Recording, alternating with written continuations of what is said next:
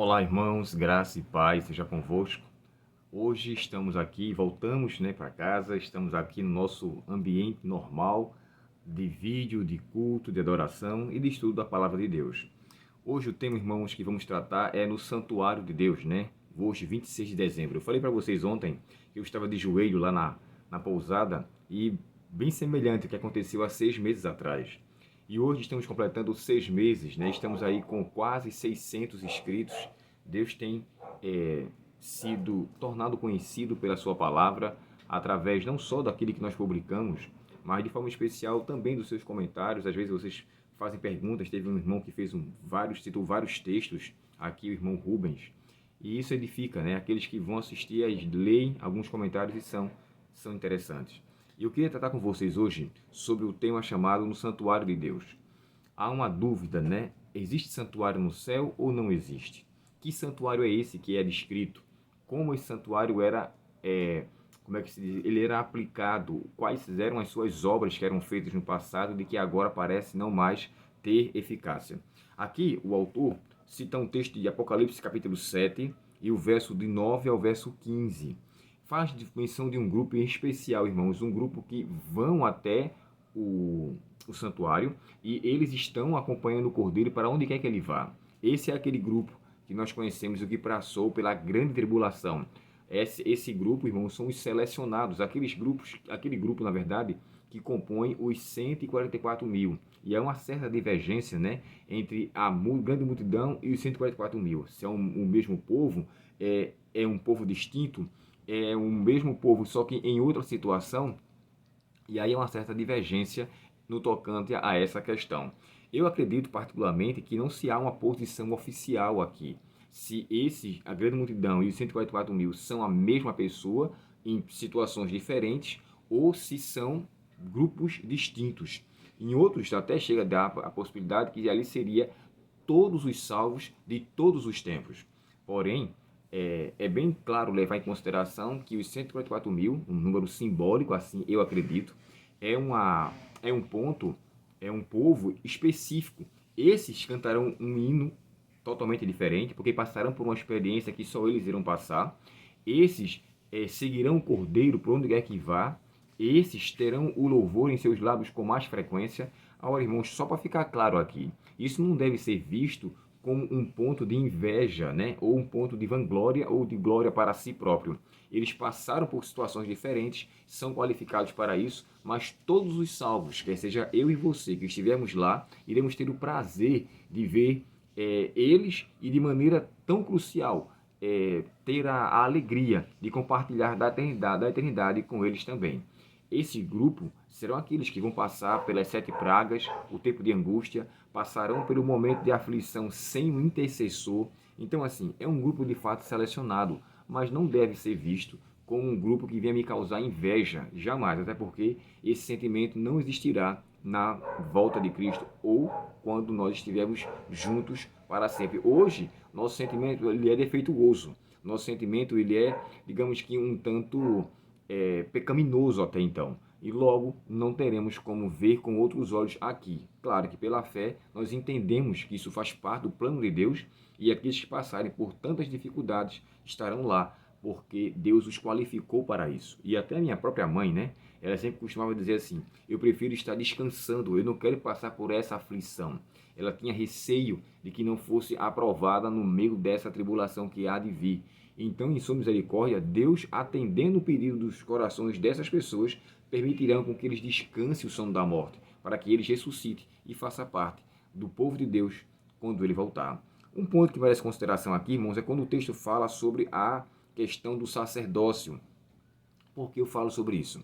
Se há um santuário, logo se entende que haverá também intermediadores. Porém, aqui quando fala assim, aqui será o tabernáculo de Deus com os homens, e essa expressão que eu quero deixar aqui muito clara é que no início, o propósito de Deus, o plano inicial de Deus, era que os filhos de Deus todos fossem sacerdócio, a sua nação, a nação de Israel fosse sacerdócio. Isso está no livro de Êxodo capítulo 19 e o verso 6. Deixa eu ler aqui esse texto com vocês. Olha só o plano de Deus original, qual era em relação ao povo que ele, na verdade, queria que todo o povo fosse uma nação direcionada para levar a salvação de Deus para os outros e torná-lo então conhecido. Aqui diz assim, ó, vós sereis para mim, 19 de Êxodo, verso 6, vós sereis para mim um reino de sacerdotes e uma nação santa. Estas são as palavras que dirás aos filhos de Israel. Deus está dizendo aqui para Moisés isso antes do decálogo, tá? Antes dos 10 mandamentos ser ali proferido. Então aqui Deus está falando, fazendo menção do seu plano, que ele queria com que fosse a nação de Israel. Lamentavelmente isso acabou não acontecendo. Números capítulo 3, e o verso de 6 a 10, aqui descreve quando Deus escolhe os levitas para exercerem um santuário, para exercerem um sacerdócio. No capítulo 4, ali fala os diversos deveres que os sacerdotes deveriam fazer. E aí ele fala da parte de música, da parte de sacrifício, ele fala da parte da organização que se tinha com o santuário. Porém, é bom levar em consideração que o plano de Deus original não era isso. E esse plano será realizado quando ele voltar. Quando ele fala lá em Pedro, vós sois nação eleita, sacerdócio real. Então ali todos voltarão a ser o que Deus queria que fosse, mas não sacerdote com o ofício do sacerdote que é hoje, para intermediar, mas aquele povo escolhido. E a expressão que é dito sacerdote, né, aquele que intermedia, aquele que faz algo sagrado. Especificamente aqui, todos serão santos, todos serão separados, todos serão sagrados. E agora, nessa expressão quando é dita que o santuário terá ou não terá, eu queria ler com vocês o texto que está no livro de Apocalipse, capítulo 21, e olha que coisa interessante, e aqui eu vou terminar a minha reflexão de hoje. Capítulo 21, irmãos, de Apocalipse, e o verso 22 diz assim, capítulo 21, e o verso 22. Aqui. Nela não vi santuário, porque o seu santuário é o Senhor, o Deus Todo-Poderoso. Observe que isso aqui é interessante. Aqui fala que ele não viu santuário, né? E aqui, mais à frente, agora no capítulo 21 e o verso 22, diz assim, o santuário de Deus é o próprio Deus. Ou seja, o santuário é o próprio Deus. Aqui chega a dizer assim, ó, o comentário bíblico adventista usa-se a seguinte expressão.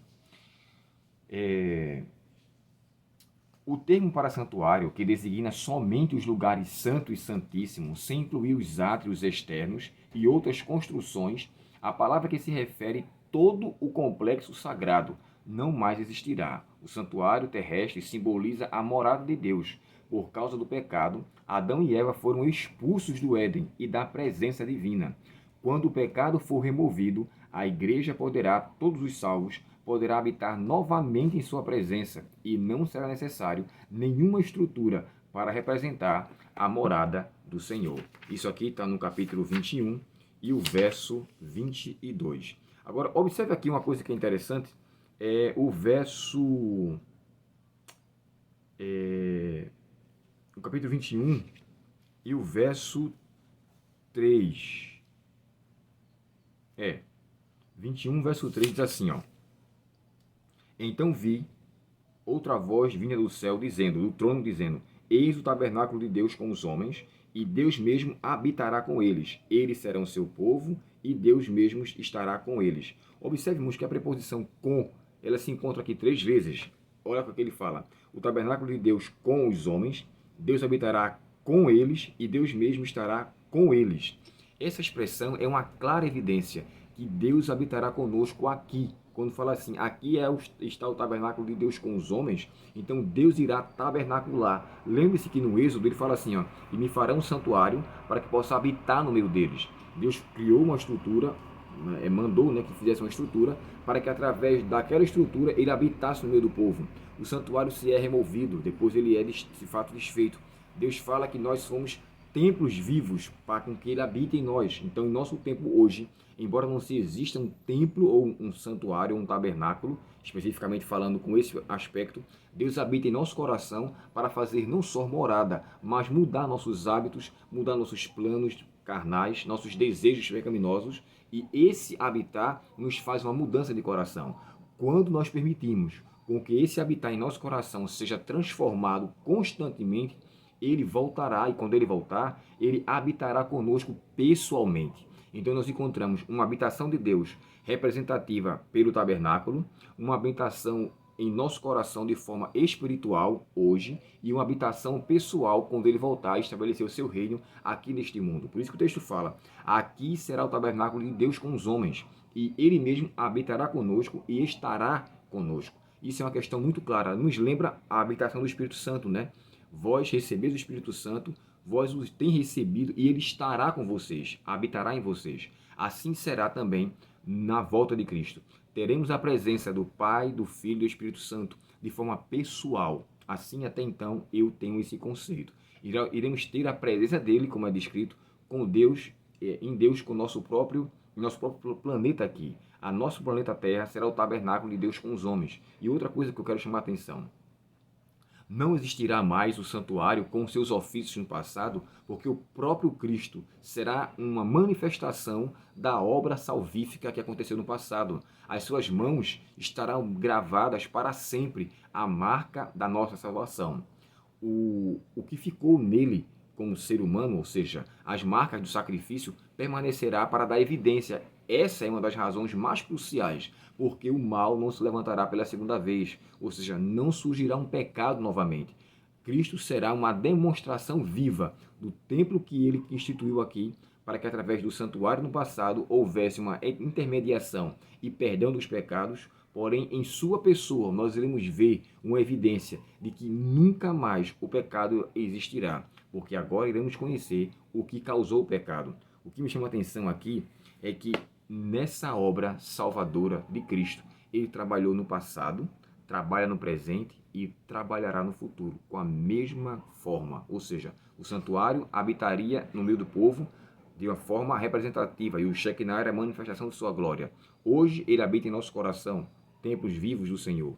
Lá na frente, ele habitará conosco pessoalmente, quando o tabernáculo de Deus, que será esta terra, ficará conosco para sempre. O santuário existirá, porque será o lugar de adoração específica de Deus, mas não com as funções que hoje nós conhecemos. Quando Deus sair do santuário e vir aqui para vindicar e resgatar os seus filhos, ele deixará de ter a função salvífica, pois a salvação está em Cristo, em sua própria pessoa, para sempre. Deus, portanto, nos abençoe e que aceitemos essa salvação todos os dias, a fim de morarmos com Ele para sempre. Oremos ao Senhor. Querido Pai Celestial, que todos nós, como teus filhos, aceitemos o plano de salvação que nos foi concedido e dessa forma possamos permitir com que a morada do Senhor seja real em nossa vida. Dá-nos a tua paz neste dia, perdoa nossos pecados e nos ajuda a entendermos a tua palavra à luz do teu santo e bom Espírito. Nós pedimos em nome de Jesus. Amém. Deus muito te abençoe, um ótimo dia em sua presença e que Ele nos guarde pelo seu poder e pelo seu amor em Cristo Jesus.